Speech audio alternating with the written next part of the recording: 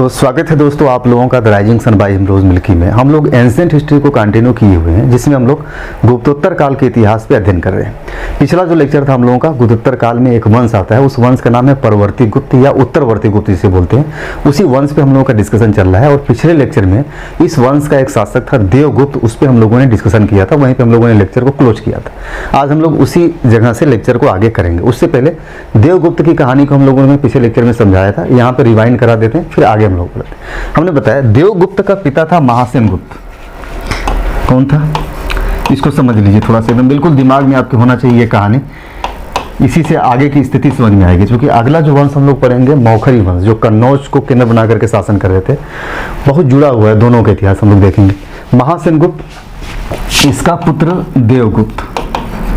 देवगुप्त, अब यहाँ पे ये ध्यान रखना है कि महासेन गुप्त का जो पुत्र था देवगुप्त, यह महासेन की पहली पत्नी का पुत्र था और बड़ा था, वयस्क था। तो देवगुप्त ये पहली पत्नी का था, पहली पत्नी का पुत्र था। महासेन गुप्त की एक और पत्नी थी, कई सारी पत्नियां थी, दो पत्नियों का उल्लेख होता है। एक और पत्नी थी, इससे भी दो पुत्र थे, जिसमें एक पुत्र का नाम था माधव गुप्त और एक का नाम था कुमार गुप्त। ये वयस्क था और ये दोनों अवयस्क थे, अभी बच्चे थे, बच्चे थे। महासेन गुप्त को हमेशा डर लगा रहता था कि ऐसा ना हो कहीं देवगुप्त हमारे इन दोनों छोटे बच्चों की हत्या कर दे, सिर्फ इसीलिए जैसे कि उसके साम्राज्य पे अधिकार न हो जाए। देवगुप्त ने कहीं न कहीं चैलेंज के रूप में, जो कि सौतेले भाई थे, इसी डर से महासेन गुप्त अपने इन दोनों पुत्रों को भेज देता है वर्धन वंश, थानेश्वर में काम कर रहा था, वर्धन वंश के पास भेज देता है, प्रभाकर वर्धन के पास, प्रभाकर वर्धन के पास भेज देता है। इसी वर्धन वंश से हर्ष भी निकल करके सामने आता है और प्रभाकर वर्धन की एक कन्या थी जिसका नाम था राजश्री। ध्यान रखिएगा, किसकी कन्या थी? प्रभाकर वर्धन की, जो वर्धन वंश में थी, उसकी कन्या थी राजश्री। और इस राजश्री का विवाह हुआ था, इस राजश्री का विवाह हुआ था मौखरी नरेश, मौखरी नरेश ग्रहवर्मा के साथ। अब यहाँ पे समझिए, महासेन गुप्त कहीं न कहीं वर्धन वंश से भी जुड़ा हुआ है, क्योंकि अपने दोनों पुत्रों को भेज देता है यहाँ पे। और इसका एक पुत्र है देवगुप्त। यह जो देवगुप्त है बड़ा है, लालची है, ये चाहता है कि बड़ा साम्राज्य हो, तो अपने आगे कोई ऐसा उत्तराधिकारी नहीं चाहता जो इसके साम्राज्य को लेकर के चैलेंज करे। यही डर था कि कहीं ये मार न दे अपने दोनों भाइयों को। तो महासेन गुप्त अपने इन दोनों पुत्रों को, जो दूसरे पत्नी से इसके पैदा हुए थे, उसको भेज देता है प्रभाकर वर्धन के पास, वर्धन के पास भेज देता है। और वर्धन जो था, उसकी एक कन्या थी, लड़की थी, वो शादी किया था मौखरी नरेश के पास। तो देखिए तीनों वंश आपस में जुड़ते हैं, कैसे जुड़ते हैं? महासेन गुप्त वर्धन के पास आता है, वर्धन का मौखरी नरेश से संपर्क है, तो तीनों जुड़ते हैं। अच्छा, शुरुआत में जो हम लोगों ने देखा था, कल वाला लेक्चर, पिछला लेक्चर आप लोग देखेंगे, तो शुरू में जो उत्तर गुप्त थे, उनके 3 शासकों का संबंध भी कहीं न कहीं मौखरी नरेशों से था, वैवाहिक संबंध था। हम लोग देखेंगे शुरू के प्रारंभिक 3 शासक जो थे, तो प्रारंभिक 3 शासकों का वैवाहिक संबंध भी मौखरी नरेशों से था, इस पर हम लोगों ने डिस्कशन किया था। तो ये तीनों आपस में जुड़े हुए हैं। आगे हम लोग जब मौखरी पढ़ेंगे तो वहां भी देखेंगे चीजें, जब हर्ष पढ़ेंगे, हर्षवर्धन वाला, तो वहां भी देखेंगे चीजें। तो ये चीजें यहाँ पे समझ रही है कि ये तीनों आपस में जुड़े हुए हैं, कहीं ना कहीं इनका वैवाहिक संबंध मौखरियों से भी है और इनका कहीं ना कहीं संबंध जो है कि वर्धन वंश से भी है। तो प्रभाकर वर्धन की पुत्री थी राजश्री, राजश्री का विवाह हुआ था मौखरी नरेश, और मौखरी नरेश कौन था? गृहवर्मा था। यह जो गृहवर्मा था किसका समकालीन था? देवगुप्त का समकालीन था। ये जो देवगुप्त है इसी का समकालीन था। और देवगुप्त के पिता को, महासेन को पराजित किया था मौखरी नरेश ने ही पराजित किया था। और देवगुप्त उस पराजय का बदला लेना चाहता था कि हमारे महासेन गुप्त, हमारे पिता को जिसने पराजित किया, हमें उसका बदला लेना है। और उसका बदला लेने के लिए प्रभाकर वर्धन के बगल में ही एक राज्य था, बंगाल में, सॉरी प्रभाकर वर्धन के बगल नहीं बल्कि बंगाल में एक राज्य था, पुड्रुवर्धन जिसे बोलते हैं, वहां का शासक था, वहां के जो है कि गौड़ वंश शासक कर रहे थे। और गौड़ वंश का शासक था, इसका नाम था शशांक। क्या नाम था? शशांक था। शशांक की भी महत्वाकांक्षा बढ़ रही थी। शशांक और मौखरी नरेश में अच्छे संबंध नहीं थे, दोनों के बीच शत्रुता थी। देवगुप्त अपनी स्थिति मजबूत करना चाहता है, जिससे कि मौखरियों पर आक्रमण करें तो निश्चित सफलता उसे मिले। और देवगुप्त इसी लालसा में वह शशांक के साथ मैत्रीपूर्ण संबंध स्थापित करता है कि गौड़ शासक शशांक से मित्रता करता है, और मित्रता करने के बाद दोनों मिल करके मौखरी नरेश गृहवर्मा पर आक्रमण कर देते हैं। किस पे करते हैं आक्रमण? गृहवर्मा पर कर देते हैं। अभी गुप्तों का प्रभाकर वर्धन से कोई दुश्मनी नहीं है, कोई शत्रुता नहीं है, ये अभी छोटे छोटे बच्चे यहाँ पल रहे हैं, अभी देवगुप्त इन पे ध्यान नहीं दे रहा है। देवगुप्त पहले उसको हराना चाहता है जिसने उसके पिता को हराया था, और वह मौखरी नरेश थे। तो मौखरी नरेश देवगुप्त के समय था गृहवर्मा, और गृहवर्मा वहाँ पे शासन कर रहा था कन्नौज को केंद्र बना करके।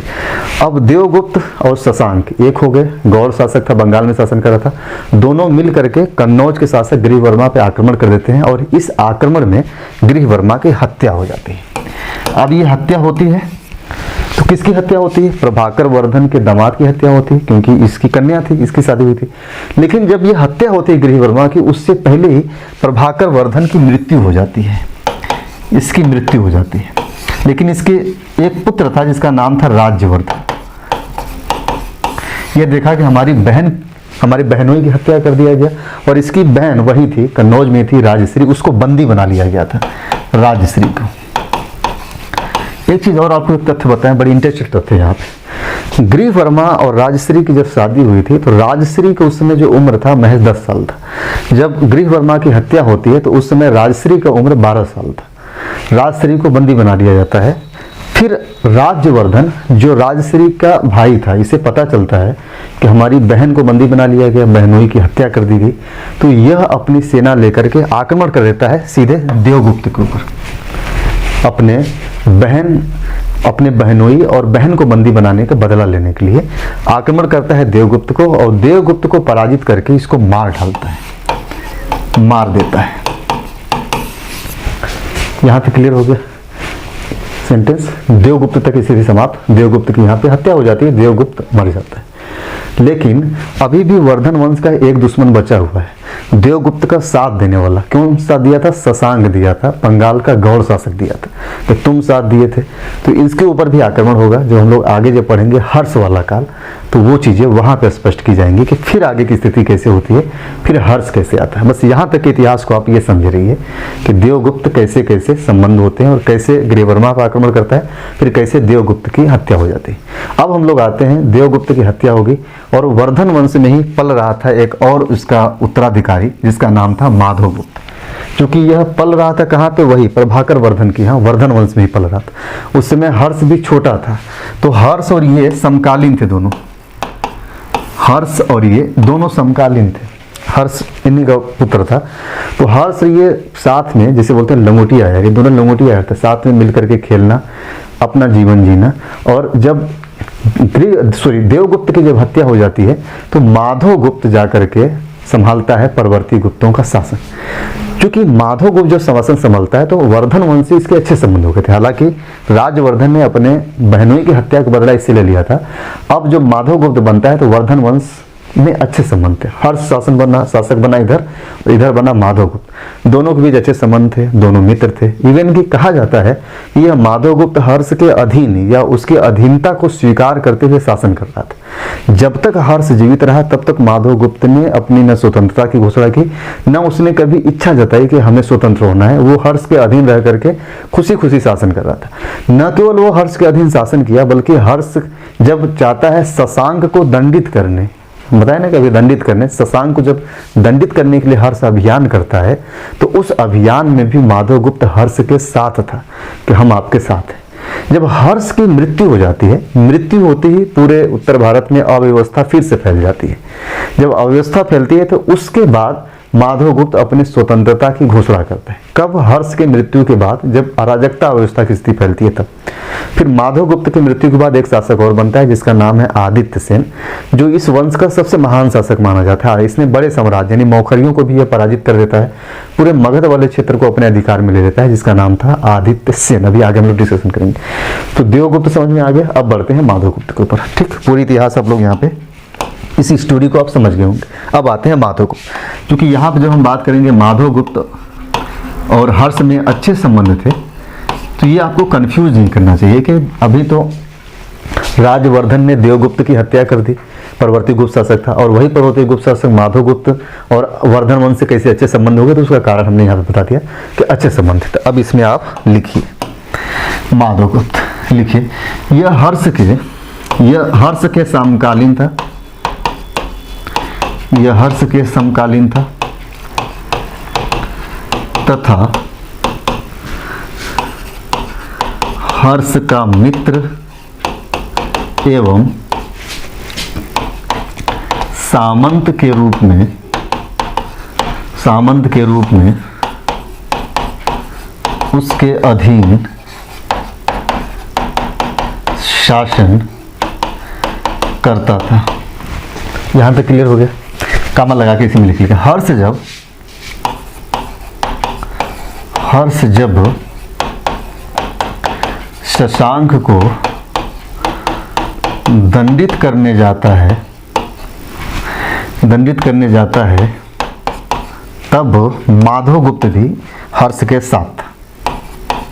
तब माधवगुप्त भी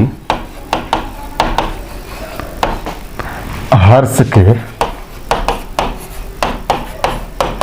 साथ था। यहाँ तक क्लियर हो गया? इसके समय में अब जाहिर सी बात है, जब हर्ष के अधीन यह काम कर रहा है तो कोई ज़्यादा विजय वगैरह के बारे में कोई इसकी उपलब्धियां नहीं मिलती कि कोई क्षेत्र जीतता है, बस हर्ष के अधीन था। जब तक हर्ष जीवित रहा तब तक ऐसे ही रहा। जब हर्ष मर जाता है तो अपनी स्वतंत्रता की घोषणा कर देता है। कारण यही था कि कोई मजबूत शासक नहीं था जो इसको अधीन कर सके। पैराग्राफ चेंज करके लिखिए कि हर्ष की मृत्यु के बाद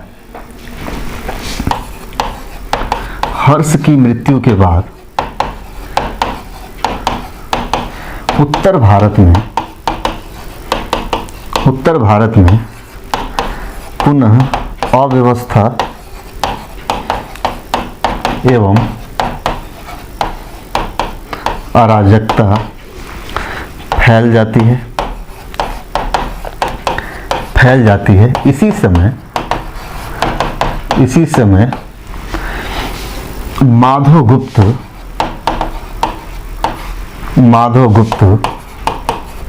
अपनी स्वतंत्रता की घोषणा कर देता है।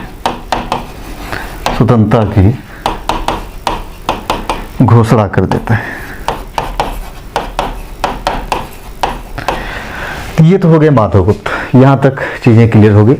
स्वतंत्रता की घोषणा कर देता है। उधर हर्ष की भी मृत्यु हो चुकी है, अव्यवस्था फैल चुका है। अब एक मजबूत शासक बन करके आता है इसी परवर्ती गुप्त का, जिसका नाम था आदित्य सेन था। अब उसके बारे में थोड़ा सा हम लोग डिस्कशन करते हैं।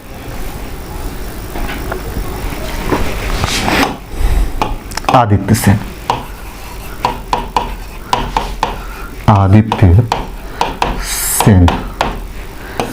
लिखिए। माधवगुप्त की मृत्यु के बाद यह शासक बना। माधवगुप्त के बाद ऐसे कर लीजिएगा, माधवगुप्त के बाद यह शासक बना। इसने परम भट्टारक की उपाधि धारण की। परम भट्टारक महाराजाधिराज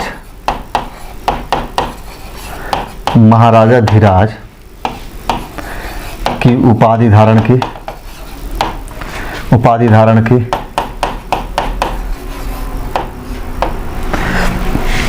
माना जाता है कि हर्ष के बाद यदि उत्तर भारत में किसी ने एक बड़े साम्राज्य की स्थापना की तो यही था, आदित्य सेन था। इसके बारे में कहा जैसे महाराजाधिराज परम भट्टारक उपाधि की सीधा मतलब ये ऐसी उपाधि है जो गुप्त शासक के लोग धारण करते थे, चक्रवर्ती गुप्त साम्राज्य के लोग धारण करते थे। वही उपाधि इसने धारण की अपनी भव्यता को दर्शाने के लिए। और कहा जाता है कि इसने 3 अश्वमेध यज्ञ भी कराया था। तो यहाँ पे लिख लीजिएगा, धारण की कम लगा के लिख लीजिए। मंदर लेख से पता चलता है कि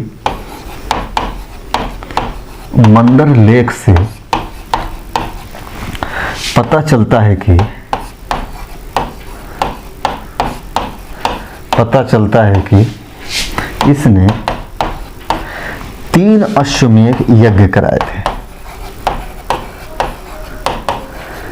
3 अश्वमेध यज्ञ। पैराग्राफ चेंज करके लिखिए। हर्ष की मृत्यु के बाद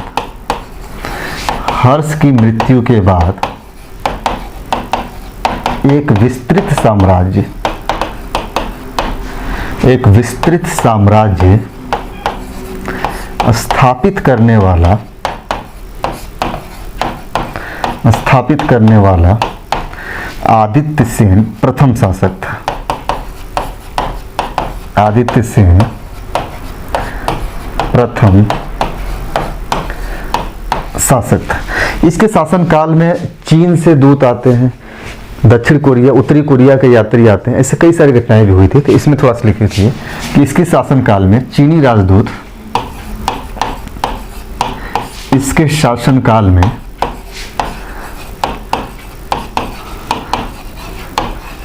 चीनी राजदूत वांग हुएन का नाम था, वांग हुएन, 2 बार यात्रा किया था। कैसे लिखेंगे? वांग हुएन ने 2 बार यात्रा की। एक कोरिया का बौद्ध यात्री थी हुई लुन हुई, जिसका नाम था। कोरिया का बौद्ध यात्री इसका नाम हुईलुन, लुन हुई नहीं बल्कि हुईलुन नाम था, हुई पहले होगा, हुईलुन भी इसके समय आया था, इसी के समय आया था। क्योंकि बौद्ध यात्रियों का आना जाना हो रहा था, इसका सीधा सा मतलब था कि कहीं ना कहीं बौद्धिस्टों के प्रति थोड़ा उदार था। ये माना जाता है कि इसने बौद्ध मंदिरों का भी निर्माण कराया था गया में। तो लिखिए, आदित्य सेन वैष्णवी होते हुए भी, आदित्य सेन वैष्णवी होते हुए भी गया में, वैष्णवी होते हुए भी गया में बौद्ध मंदिर का निर्माण करवाता है, बौद्ध मंदिर का निर्माण करवाता है।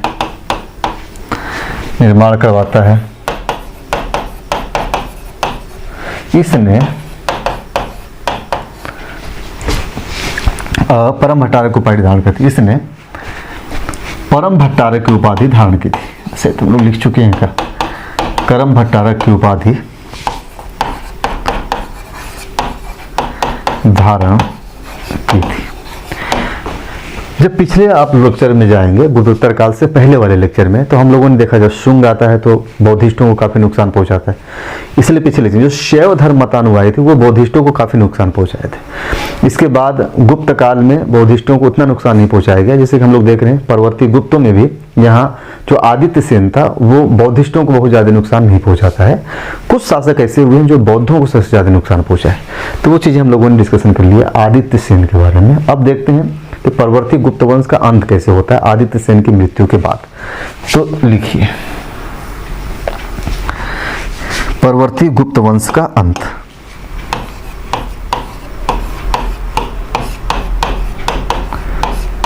गुप्त वंश का अंत। आदित्य सेन जब तक शासक था, इसकी मृत्यु कैसे होती है इस संदर्भ में जानकारी प्राप्त नहीं होती है कि ये कैसे मारा जाता है। स्वाभाविक मृत्यु होती है, युद्ध में लड़ते हुए मारा जाता है। तो माना जाता है कि आदित्य सेन की मृत्यु के बाद उसका पुत्र बनता है शासक। देखिए 3 लोग बनेंगे, तीनों पुत्र ही चलते हैं। तो यहाँ पे लिखते जाइए, समझते जाइए, ज्यादा यहाँ पे कुछ नहीं लिखिए। आदित्य सेन के बाद उसका पुत्र देवगुप्त द्वितीय शासक बनता है। आदित्य सेन के बाद उसका पुत्र देवगुप्त द्वितीय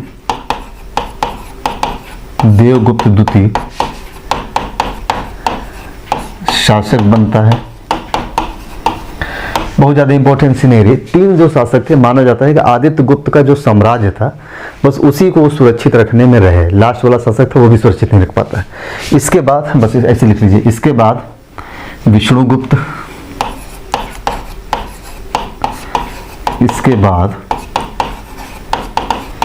विष्णुगुप्त और फिर जीवित गुप्त द्वितीय शासक बनता है।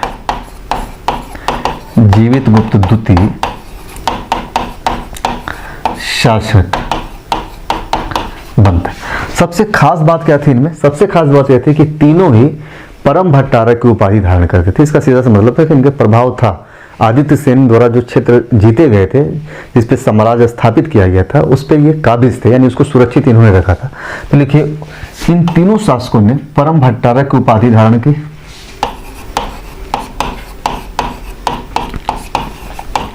इन तीनों शासकों ने परम भट्टारक की उपाधि धारण की। परम भट्टारक की उपाधि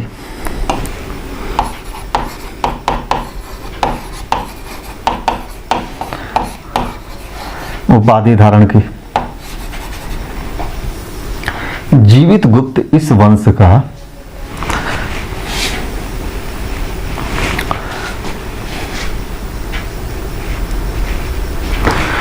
लिख लीजिए, जीवित गुप्त द्वितीय इस वंश का अंतिम शासक था। इसका अंत कन्नौज नरेश यशोवर्मन ने किया था। इस प्रकार उत्तर गुप्त वंशों का अंत हो जाता है। इसके बाद फिर से गंगा घाटी में फिर से अराजकता का माहौल हो जाता है। उत्तर गुप्तों की जो वंश थे, इनकी एक पहचान थी, खास चीज यही रही कि गुप्त काल की परंपरा को इन्होंने बनाए रखा। जो गुप्त चक्रवर्ती गुप्तों की जो परंपरा थी, उसी परंपरा को जीवित रखे और क्रमबद्धता के साथ आगे बढ़ाते रहे। यही इनकी सबसे मुख्य विशेषता मानी जाती है, सबसे बड़ी उपलब्धि मानी जाती है। तो पैराग्राफ चेंज करके लिख लीजिए कि इसी के साथ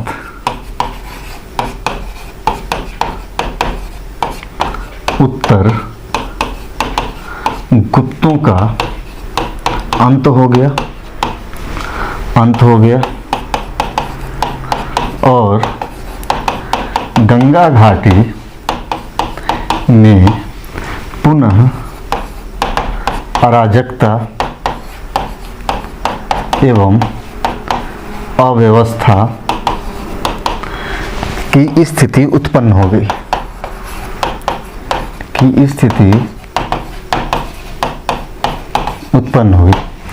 पैराग्राफ चेंज करके एक पैराग्राफ और लिख लीजिए कि मगध साम्राज्य के इतिहास में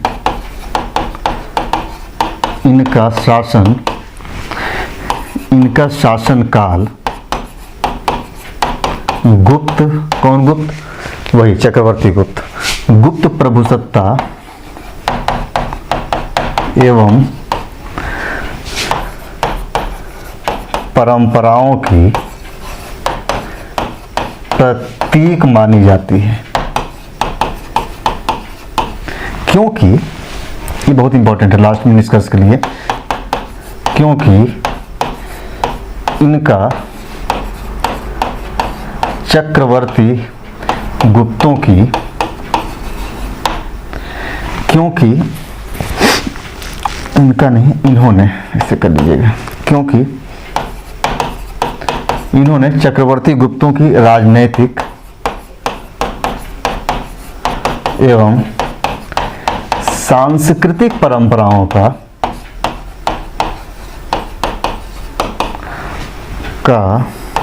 अनुसरण किया। तो ये रहा हम लोगों का उत्तर गुप्त वंश। उम्मीद है पूरा समझ गए होंगे। अगर नोट्स आप लोग बनाएंगे तो वीडियो देखते जाइए और नोट्स एक बार पढ़ते चले जाएंगे, तो सारी जो अवधारणाएं हैं वो बिल्कुल स्पष्ट हो जाएंगी गुप्तों में। खास तौर से सबसे जो उलझा हुआ है वो देवगुप्त वाला, थोड़ा सा वहाँ पे उलझा हुआ है, कैसे कैसे जुड़ता है। अभी मौखरी नरेश पढ़ेंगे तो अभी फिर से इनकी चर्चाएं होंगी, क्योंकि मौखरी नरेश में हम लोग देख रहे थे प्रभाकर वर्धन, राज्यवर्धन सब जुड़ते हैं यहाँ पे। उसके बाद जब वर्धन वंश हम लोग पढ़ेंगे तो वहाँ भी जैसे गृहवर्मा की हत्या होती है, मौखरी नरेश का शासक, यशोवर्मन इनको पराजित करता, मौखरी वंश का शासक। फिर जब हम लोग वर्धन वंश पढ़ेंगे जहाँ पे प्रभाकर वर्धन, राज्यवर्धन, हर्षवर्धन की चर्चा होगी, तो वहाँ भी देखेंगे तीनों जुड़ेंगे। ये मौखरी नरेशों की चर्चा होगी, उत्तर गुप्तों की चर्चा होगी, फिर एक बंगाल का जो शासक था शशांक, गौड़ वंश का, उसकी चर्चा होगी। इसके मौखरी नरेश के बाद हम लोग गौड़ वंश पे अध्ययन करेंगे, फिर लास्ट पढ़ेंगे हर्ष। तो अभी थोड़ा सा हम लोग मौखिक निर्देशों का फ्रेमिंग कर लेते हैं और कुछ चीज़ों को थोड़ा जान भी लेते हैं। इनके जानने के ऐतिहासिक स्रोत वगैरह के बारे में भी हम लोग चर्चा कर लेते हैं, ताकि आगे फिर लेक्चर में कंटिन्यू किया जाएगा। तो अगला हेडिंग हम लोग होगा कन्नौज का मौखरी वंश। कन्नौज का मौखरी वंश, इसको भी फ्रेमिंग कर लेते हैं, कैसे हम लोग इसको पढ़ेंगे। 3-4 बिंदुओं में इसको हम लोग पढ़ा जाएगा। पहले तो हम लोग देखेंगे इनके जानने का स्रोत, इतिहास जानने का स्रोत पर डिस्कशन। दूसरा, इनकी उत्पत्ति को लेकर भी कई सारे बातें हैं, इनकी उत्पत्ति पर भी चर्चा किया जाएगा। फिर हम लोग देखेंगे प्रमुख जो शासक हैं, और चौथा इनका अंत देखेंगे,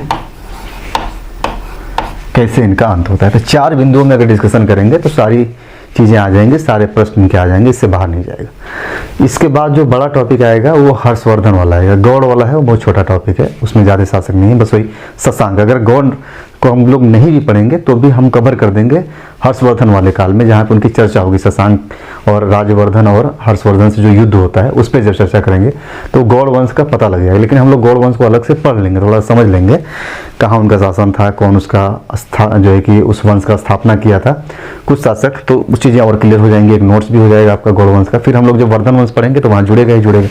तो थोड़ा सा इनके जानने के स्रोत पे हम लोग चर्चा कर लेते हैं। इनके स्रोतों को 2 भागों में हम लोग बांटते हैं। साहित्यिक स्रोत में जो हर्ष का इतिहास जहाँ से मिलता है वहाँ से इनका भी इतिहास मिलेगा, क्योंकि हम लोग देख रहे थे सब जुड़े हुए। तो वाल भट्ट का जो हर्षचरित है साहित्यिक स्रोत के रूप में काफ़ी महत्वपूर्ण है इनके इतिहास को समझने के लिए। इसके अलावा कुछ पुरातात्विक स्रोत भी मिलते हैं, कई सारे अभिलेख, जिससे हम लोग चर्चा भी कर रहे थे, अवसर मंदिर वगैरह जहाँ पे इनकी चर्चाएं होती हैं, उस अभिलेखों को भी हम लोग देख लेंगे, जहाँ से इनके बारे में इतिहास की छिटपुट जानकारियाँ हमें प्राप्त होती है। तो पहला एक स्रोत से हेडिंग डाल लीजिए, जानने का स्रोत। एक ही साहित्यिक स्रोत है, बाकी सब पुरातात्विक स्रोत है, तो एक ही साथ लिख लीजिए, अलग अलग करने की जरूरत नहीं है। बस हेडिंग आप लोगों का यही वाला हो जाएगा, जानने का स्रोत। तो पहला लिख लीजिए वाल भट्ट का हर्षचरित।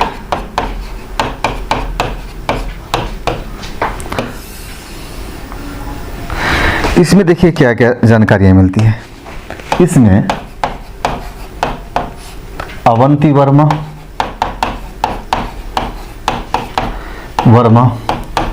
ग्रह वर्मा, वर्धन वंश और मौखरी वंश के संबंधों की जानकारी प्राप्त होती है। संबंधों की जानकारी प्राप्त होती है।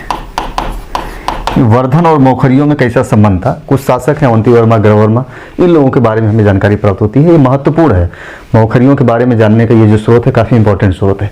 कई मामले में तो हम लोग इसी स्रोत पर डिपेंड करते हैं कि यहाँ जो जानकारी मिलती है। इसके अलावा कुछ पुरातात्विक स्रोत है। तो पुरातात्विक स्रोत में एक है हरहा लेख है। हरहा लेख अभी देखिए पूछा था, PCS में ही पूछा था कि हरहा लेख कहाँ से मिली है या किस जगह का है। तो हरहा लेख उत्तर प्रदेश का है, ये ध्यान रखिएगा। तो एक लेख है हरहा लेख।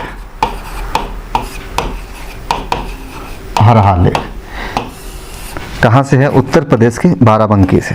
लिखिए, यह उत्तर प्रदेश के बाराबंकी से प्राप्त हुआ है। इसकी खोज 1915 में किया गया था। 1915 में HN शास्त्री ने किया था। यह जो लेख है ईशान वर्मा का पुत्र था एक, उसका लेख है, जिसका नाम था ईशान वर्मा के पुत्र का सूर्य वर्मा। यह लेख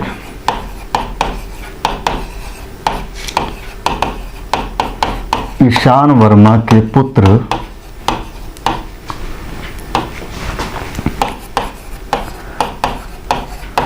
सूर्य वर्मा का है। इसमें हरि वर्मा, आदित्य वर्मा, ये आदित्य सेन नहीं है, ध्यान रखिएगा, आदित्य वर्मा है ये, आदित्य वर्मा, ईश्वर वर्मा, ये सारे शासक मिलेंगे किसमें, मौखरी शासकों में। जैसे ग्रीव वर्मा हम लोग देख रहे थे ना, ये उसी वंश के शासक है। तो ये अभी हम लोग देख रहे थे आदित्य सेन जो जो है कि उत्तर गुप्तों का शासन था, ये आदित्य वर्मा है जो मौखरी नरेश का शासक है। तो इसमें हरि वर्मा, आदित्य वर्मा, ईशान वर्मा, ये भी मौखरी नरेश है, ईशान वर्मा।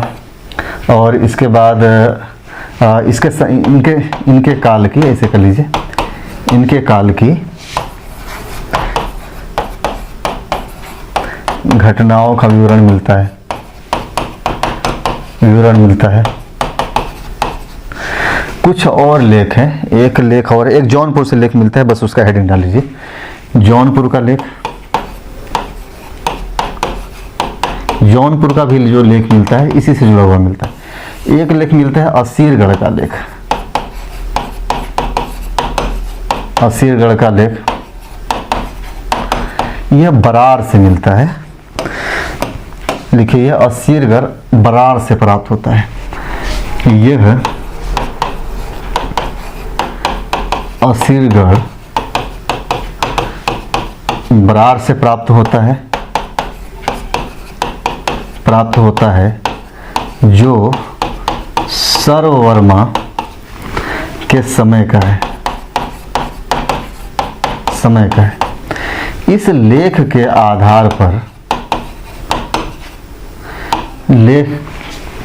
आधार पर जो असीरगढ़ है, हम लोग मध्यकालीन भारत में हम लोगों ने काफ़ी चर्चा भी किया था, बरार असीरगढ़ पे, दक्षिण में पड़ता है ये। क्योंकि लेख मिला है ये मौखरियों का, बरार से मिला है, दक्षिण मिला है, तो इस लेख के आधार पर यही सिद्ध करने का प्रयास करते हैं लोग कि इनका जो प्रभाव था वो दक्षिण तक था, या दक्षिण तक इनका शासन था। हालांकि ये संदिग्ध है। आधार पर इनके शासन को दक्षिण भारत में, इनके शासन को दक्षिण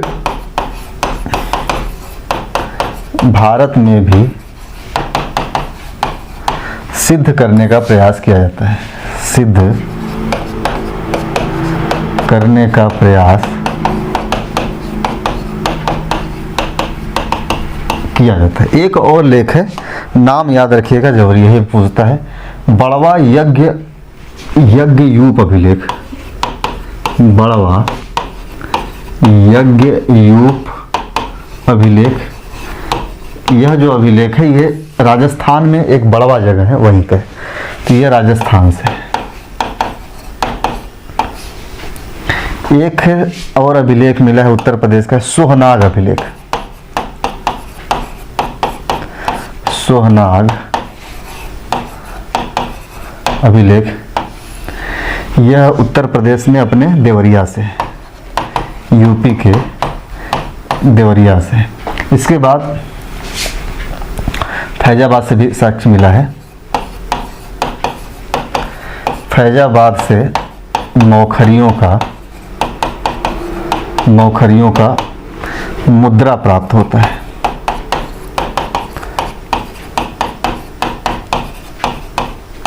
मुद्रा प्राप्त होता है। यहाँ तक तो इनके जानने के स्रोत हैं। इनके थोड़ी उत्पत्ति पे भी हम लोग डिस्कशन कर लेते हैं। वास्तव में मौखरियों की उत्पत्ति कैसे होती, इस संदर्भ में बहुत ही सटीक जानकारियाँ उपलब्ध नहीं आज इतिहास में। एक अंदाजा लगाया जाता है, कहा जाता है कि जैसे परवर्ती गुप्तों के सम्राट थे, सामंत थे, सामंती जो है कि चक्रवर्ती गुप्तों के, वैसे ही ये भी चक्रवर्ती गुप्तों के सामंत थे। एग्जैक्टली कहाँ से कहा जाए कि इनका उत्पत्ति कहाँ से हुआ था, इस बारे में अभी भी इतिहास मौन है, या इनके बारे में उतनी प्रमाण नहीं मिल पाते कि हम यह सिद्ध कर सके कि इनकी उत्पत्ति कहाँ से हुई। थोड़ा सा हम लोग समझ लेते हैं, लिख भी लेते हैं, ताकि आगे हम लोग फिर शासकों पर चर्चा करेंगे। इनकी उत्पत्ति तक डिस्कशन हम लोग कर लेते हैं। आज नेक्स्ट लेक्चर में इनके एक एक शासक पे हम लोग डिस्कशन करेंगे और इतिहास को समझते जाएंगे। आप लोगों को अच्छा लग रहा है तो थोड़ा सा इसका प्रसार भी करिए। जितना ज़्यादा लोग जुड़ जाएंगे, क्योंकि पूरा प्राचीन इतिहास को हमने पढ़ा दिया है। शुरुआती वीडियो भले ही आपको देखने में अच्छा ना लगे, लेकिन उसके कंटेंट आपके बड़ी काम के। सिर्फ आप लोग एक बार मन लगा के उसको देख लीजिए, नोट्स बना लीजिए, फिर दोबारा मत देखिए। वह जो नोट्स है आपके लिए रामबाण है, वैसा नोट्स आपको कहीं मिलेगा नहीं। जितनी मेहनत से नोट्स बनवाया गया, बस आपको एक बार मेहनत करना है, नोट्स बनाते जाना है। मेहनत कर लेंगे, आपके दिमाग में सारी चीज़ें आ जाएंगी, आपका बेहतरीन से नोट्स तैयार हो जाएगा। आप उसके बाद दीजिए एग्ज़ाम, देखिए प्रश्न बाहर नहीं जाएंगे। तो इतना तो मेहनत करना होगा। जो लोग मान लीजिए नए जुड़ते हैं, पहला वीडियो उनको लगता है कि नहीं यहाँ चीज़ें हमें समझ में आ रही है, नोट्स बनाते हुए चल रहे हैं, तो बहुत सारे लोग भागते हैं यहाँ से। भागते इसीलिए हैं कि उन्हें लगता है कौन इतना मेहनत करे। लेकिन जो लोग सच में मेहनत करने वाले हैं, जिनको लगता है नहीं मेहनत करेंगे क्योंकि हमें सीखना है, हमें जानना है चीज़ों को, तो उनके लिए फिर पूरी वीडियोस क्रम से देखें। वो 1 2 3 4 5 6 ऐसे करके देखते हैं, नोट्स बनाते हैं।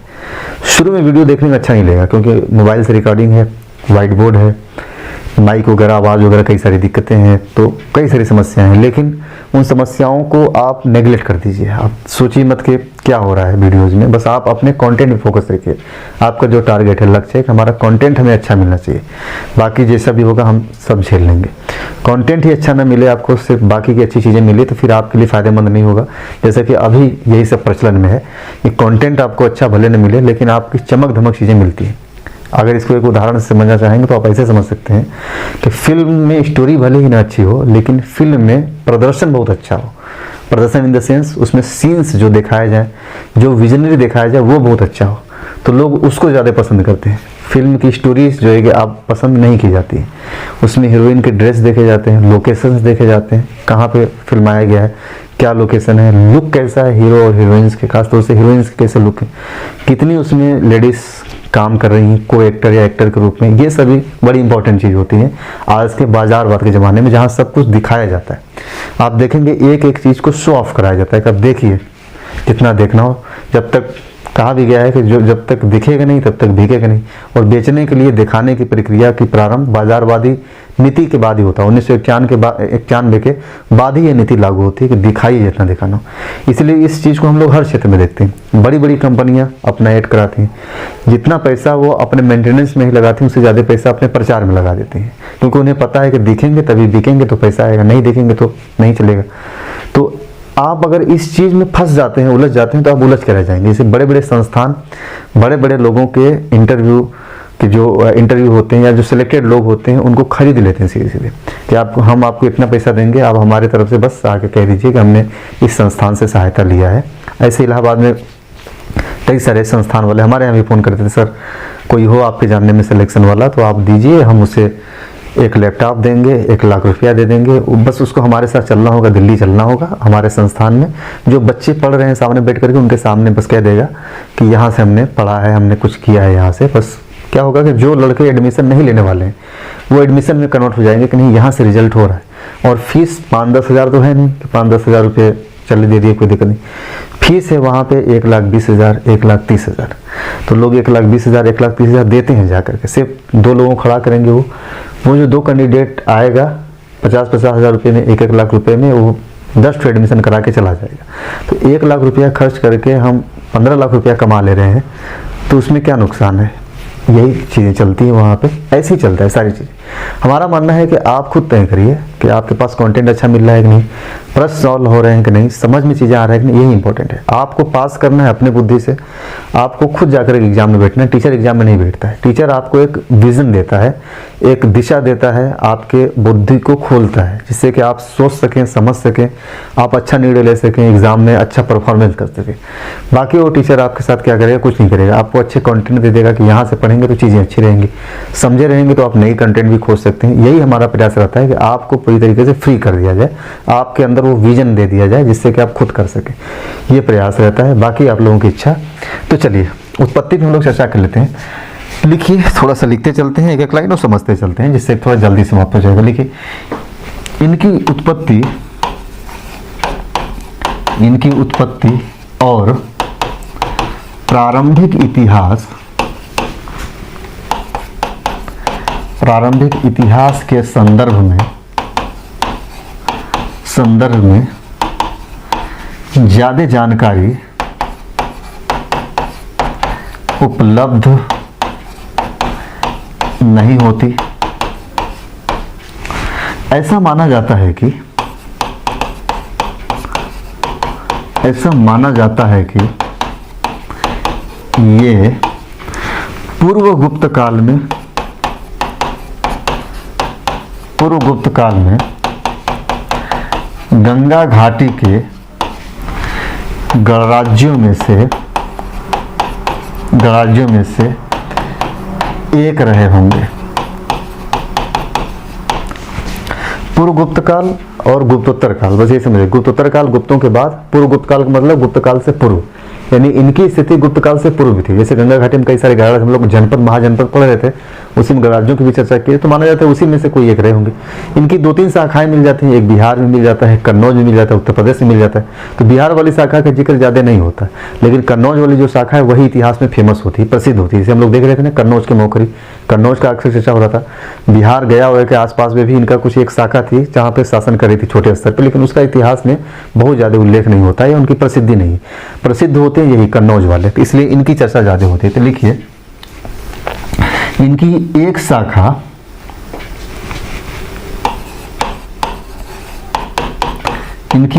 शाखा दक्षिणी बिहार में भी थी, लेकिन यह शाखा इतिहास में ज़्यादा प्रसिद्ध नहीं हो पाई।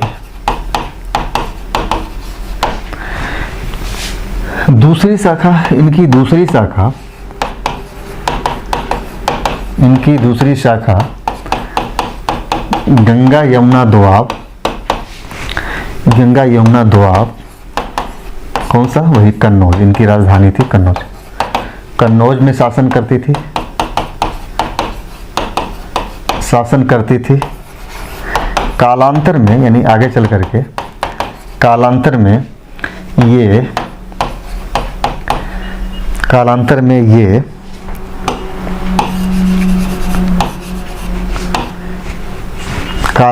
ऐसे कर लीजिए, ये मत लिखिए, कालांतर में कन्नौज राजनीतिक गतिविधियों का महत्वपूर्ण केंद्र बन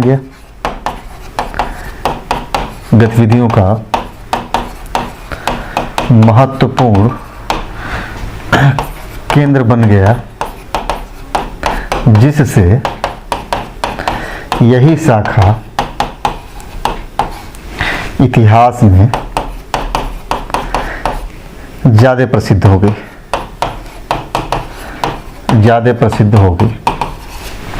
अब थोड़ा सा इसको समझ लीजिए। इनकी 2 शाखाएं थी, एक दक्षिणी बिहार में थी और एक जो है कि गंगा यमुना दोआब में कन्नौज में थी।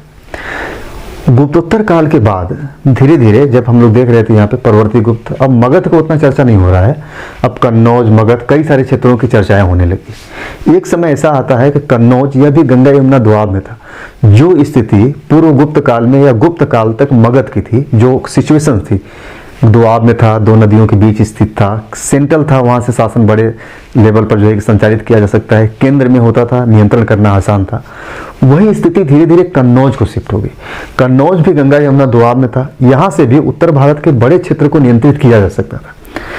एक समय ऐसा आता है कि मगध के स्थान पे कन्नौज महत्वपूर्ण केंद्र बनने लगा, धीरे धीरे व्यापारिक केंद्र बनने लगा, एक शक्ति का नियंत्रण केंद्र बनने लगा कि यहाँ से नियंत्रण किया जा सकता है बड़े क्षेत्रों में। दोआब वाला क्षेत्र था ही, तो जो सारी विशेषताएं मगध की थी वही विशेषताएं कन्नौज की भी थी।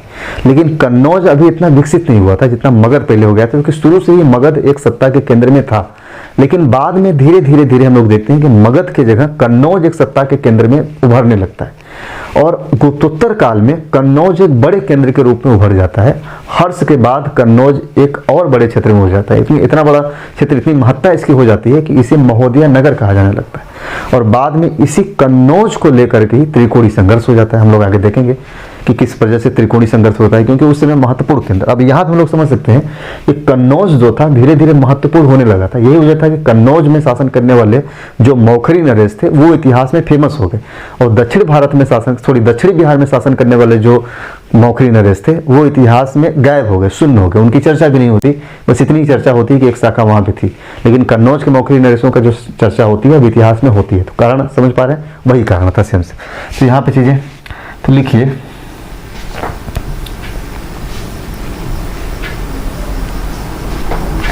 मौर्यकालीन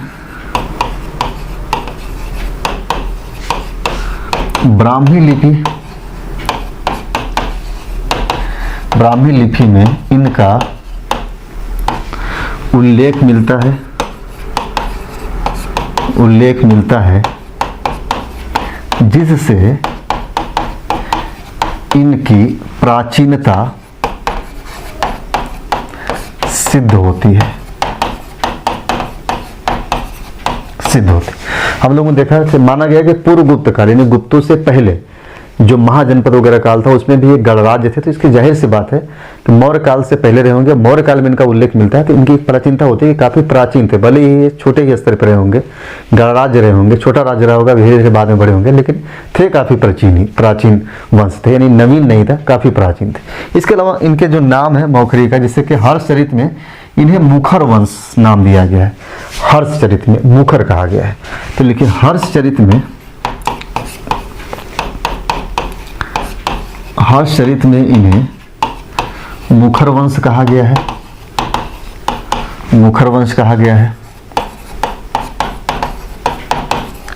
है। इसी प्रकार कादंबरी में इन्हें मौखरी वंश कहा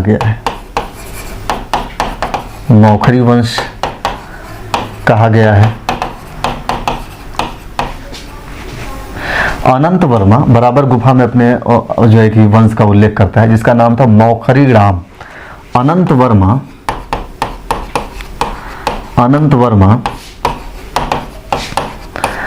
बराबर गुफा में या गुहा लेख में मौखरी अब स्वयं को मौखरी राम कहता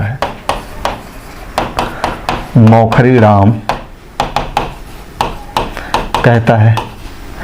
हरहा लेख में, जिस पे हम लोगों ने चर्चा किया था, हरहा लेख में मुखरा कहा गया है।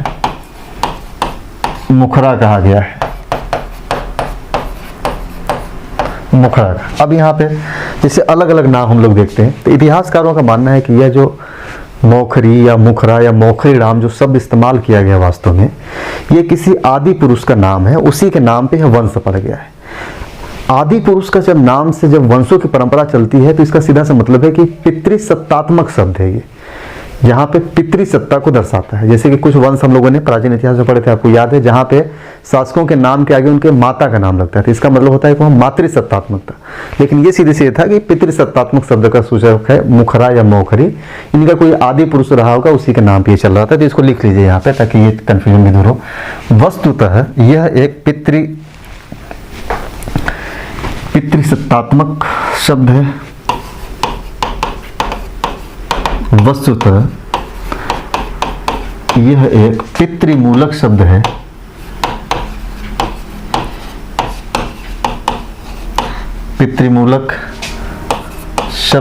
ये मुखर नामक आदि पुरुष के संतान थे, इसलिए इन्हें मौखरी कहा गया। इनके लेखों से पता चलता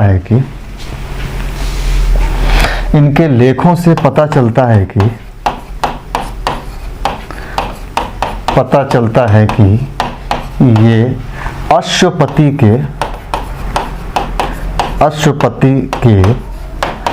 100 पुत्रों में से एक थे। यानी धार्मिक रूप से, पौराणिक रूप से देखा जाए तो ये बोलते हैं कि ये अश्वपति के 100 पुत्र थे, उसमें से एक हम लोग हैं, मौखरी है। तो ये रहा इनकी उत्पत्ति के संदर्भ में। अब इनके जो शासक रहे हैं उस पर हम लोग नेक्स्ट लेक्चर में डिस्कशन करेंगे। कई सारे शासक इंपॉर्टेंट है, ईशान वर्मा, ग्रीव वर्मा, अवंती वर्मा, ऐसे हम लोग उन पर चर्चा करेंगे कि फिर देखेंगे इनका कैसे अंत होता है। फिर हम लोग बढ़ेंगे बंगाल के गौड़ शासक, फिर हम लोगों का होगा हर्षवर्धन, सबसे महत्वपूर्ण टॉपिक गुप्तोत्तर काल। तो मिलते हैं हम लोग नेक्स्ट लेक्चर में।